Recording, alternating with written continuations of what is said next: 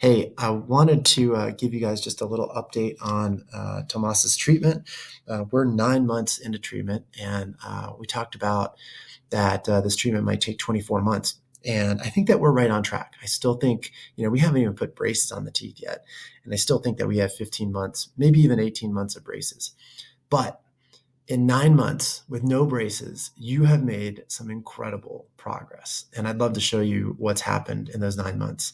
So, I'm working on my laptop, so sometimes it's a little bit harder for me to draw on things. But I want you to look right here. I hope you can see where my cursor is. So there's a little gap of gums between these two teeth. Same thing over on this side. There's a little gap of gums, and there actually was the tip of a tooth just coming into that little gap. But there is a whole tooth that belonged in these two gaps, and that was part of what we wanted to do, was create space for those two teeth to come in. So look at what you've accomplished in those 9 months. We created space, and the one on this is the left side, the tooth has fully come in, and it's come in straight, which means we gave it enough space to come in straight. And then on the right side, that tooth is starting to poke through, and we thought that we might even have to go on a rescue mission for that tooth. So the fact that it's coming in on its own is fantastic.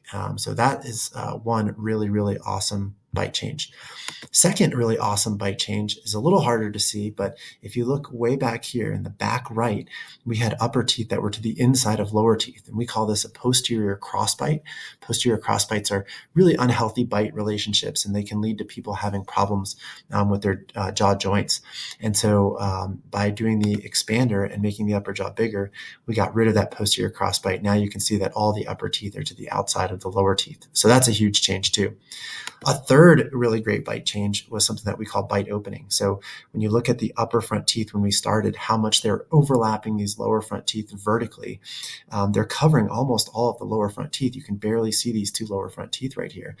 And just by some of the mechanics that we've done, we've been able to uncover and see more of those lower front teeth, which is awesome.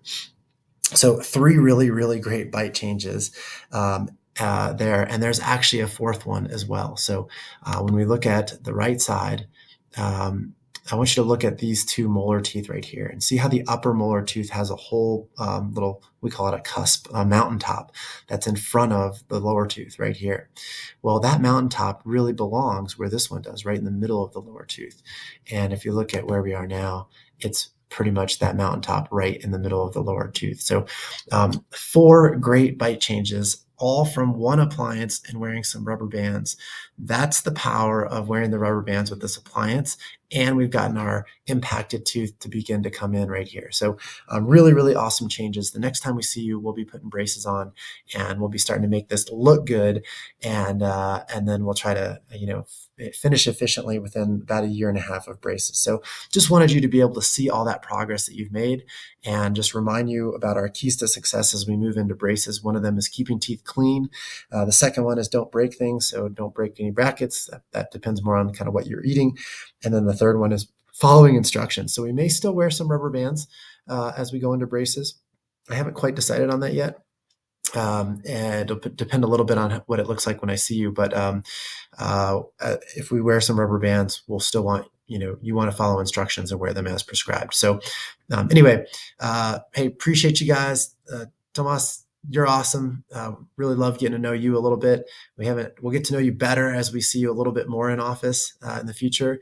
And Vigil family, just thank you for being awesome. And thank you for trusting us with your orthodontic care. Really appreciate you guys. Since we're 9 months in, I'll go ahead and ask these two questions, but has Tomas had a cleaning within the last 6 months? And number two, are there any changes in his medical history? That reminds me, there's one thing that I forgot to show you.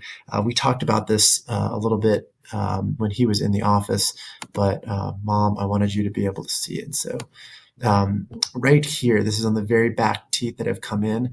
There's a little kind of hole on the tooth. It's not a cavity. It's the way that these teeth develop sometimes, but I gave you the referral to have this filled in, and I'm pretty sure I did. I'll double check on that. But we want to make sure that these are filled in so that they don't become cavities. I'm also going to try to put a brace right over top of that. So I want it to be filled in and clear of any food debris, bacterial debris that's caught in there before I bond a bracket onto it. So I think I already sent that referral home, and it's true on the other side too. So same thing, there's like a little hole right there. And again, not a cavity, it's just the way that the teeth developed. So anyway, let me know if you have any questions about that. Thanks so much. Talk to you guys soon. Bye.